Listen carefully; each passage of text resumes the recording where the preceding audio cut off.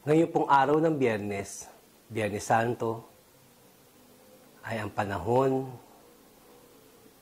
ng katahimikan at pagdinilay.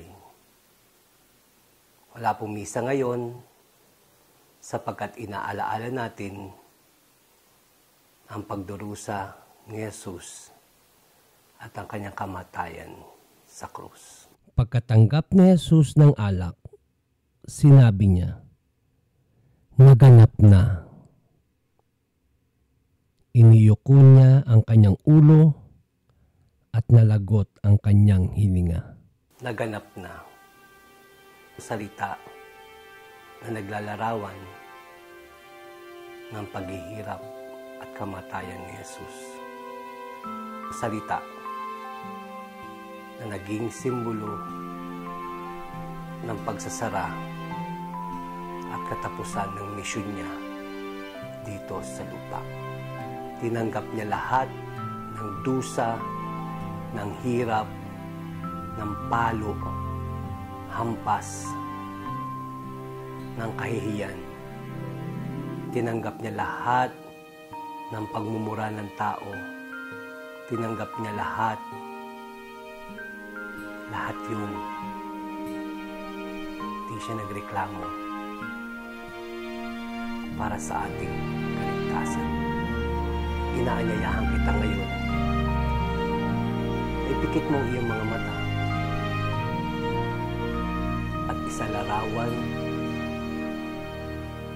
i-imagine ang hirap na dinanas ni Jesus bago siya malagutan ng hininga. Naganap na. Naganap na ang mission niya dito sa lupa. Naganap na ang lahat ng paghihirap niya. At naganap na ang bagay na makakapagligtas sa atin sa kasalanan. Ang tanong ngayon sa ating mga sarili, kaya rin ba nating tanggapin ang krus na ibinibigay sa atin? May kasamang sakripisyo. Kaya rin ba nating tanggapin ang krus natin katulad ng pangtanggap ni Jesus? O palagi lang tayong tumatakbo kapag may sakripisyo na?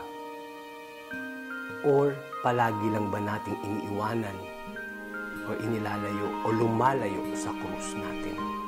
Ngayong Biyernes Santo, patuloy tayong manalangin, magnilay sa mga paghihirap ni Jesus, sa mga palo, sa sakit, na kanyang naramdaman bago siya mamatay. At baka ito ring araw na to ay maibigay natin ang lahat ng sakit natin na nararanasan ngayon, ialay natin sa Kanya. Patuloy tayong manalangin at magnilay ngayong Biyernes Santo.